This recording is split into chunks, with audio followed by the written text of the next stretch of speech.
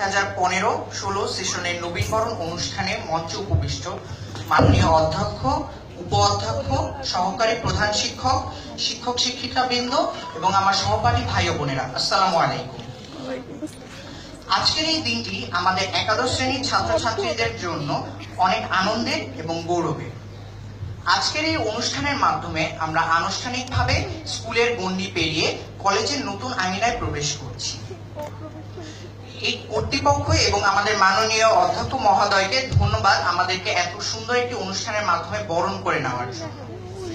আগামী 2 বছর আমাদেরকে এই কলেজের নিয়ম শৃঙ্খলা মেনে সুন্দরভাবে আমাদের কলেজ জীবনটাকে অতিবাহিত করতে হবে।